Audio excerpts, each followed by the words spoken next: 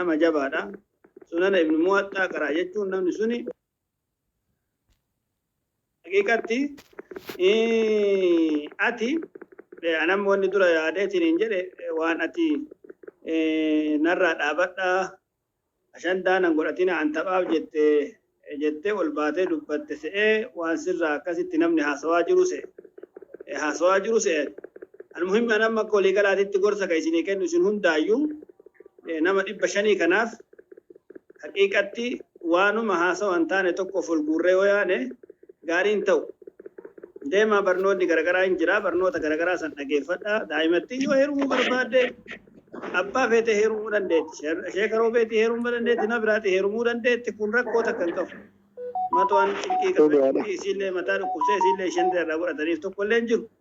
kanaafi jatti yoo heerumuu barbaadde itti ariifadhu siin jedhan gara kiyyaa wanni si cinqu takka hin jiru wanni si balleessu takka hin jiru wanni gartee gas immoo si rakkisu takka hin jiru haga fedhan ashandaa godhatuu fi dhiisanii waan fedhan inumaa yeroo kana keessatti si jabeessaa yusi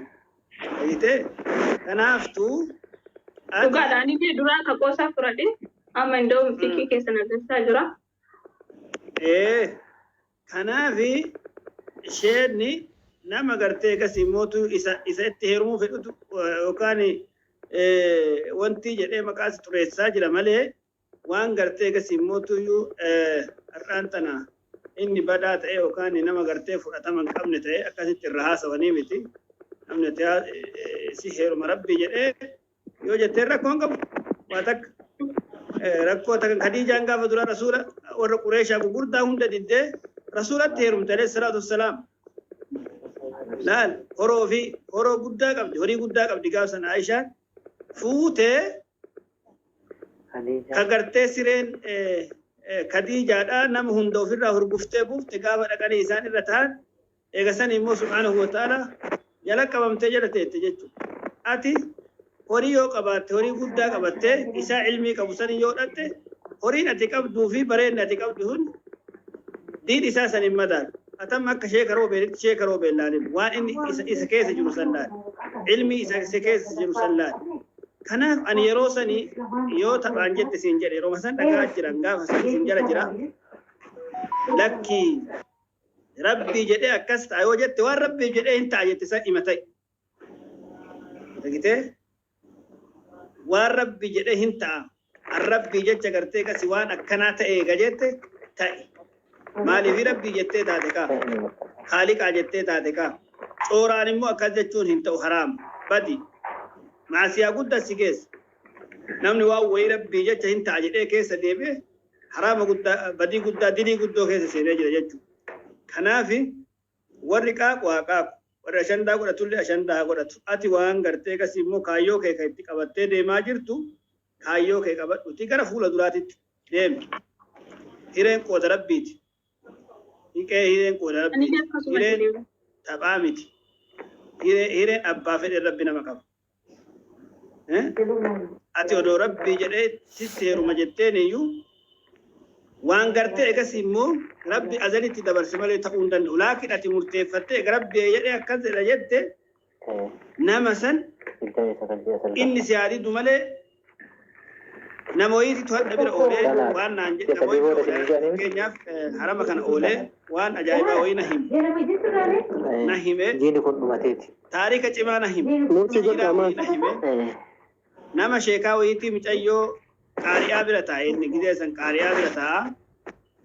Qaari'aa bira taa'u kana hin jaalata sheekaa san darasaa nama jabaadha. Nama jabaadha. Nama akkaan imaana qabu. Nama akkaan rabbi namaa kadhatu. Kana keessatti maatiin garaa hafee garaa ulfaa yoo micayyoon tun micayyoo taatee micattii taatee dhalatte ansii kenna rabbi jedhee si jaaladheera jedhee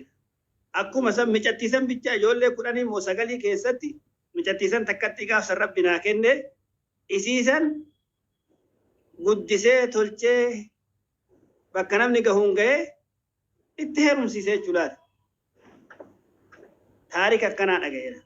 Namni waan tokko rabbi jedhee kana jedhe waan rabbi jedhee akkas jedhe san rabbumaaf jecha ta'ee itti dhiisuudhatu gaarii. waan kana ta'eefi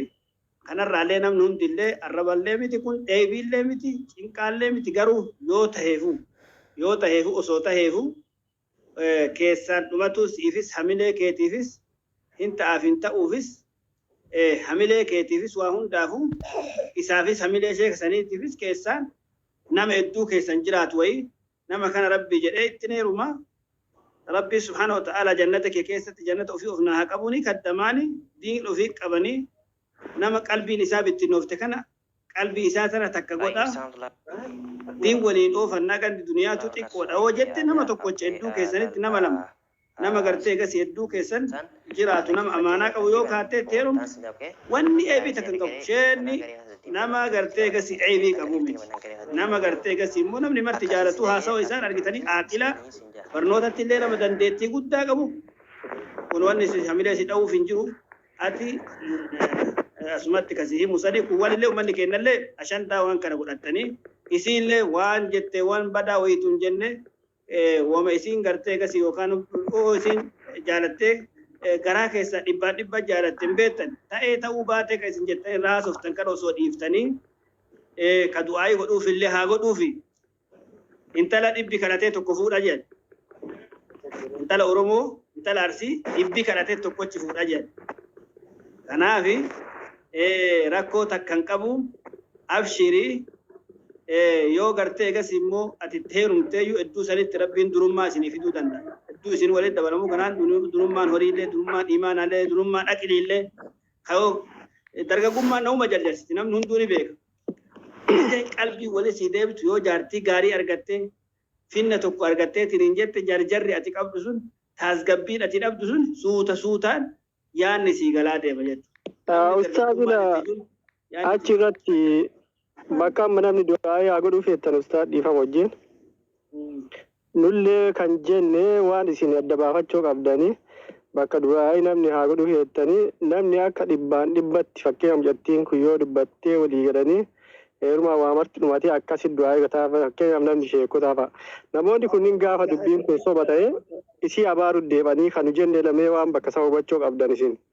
namni kunniin gaafa amma du'aa yaadda godhee gaafa tasa dubbiin kun yoo soba ta'e deebanii abaaranii wanta kana takka adda baafadha yoo akkanumaan rabbi walitti haa fidu yoo jettan du'aayii akkasi godhaafi garuu yatti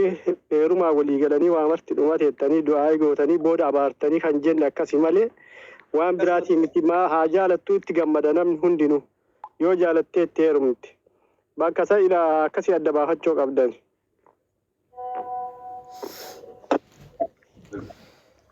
Anillee asumarratti osoo sheekni kennu bayni dastaa irratti illee ka dabalan illee ustaaza tokko jirti. Dhagaa jirtu dhagamaa sagaleen kiyya. Baay'een natti fakkaate taaptaa godha niitoorkii abba namni taaptaa godhaa hin jiru. Uummata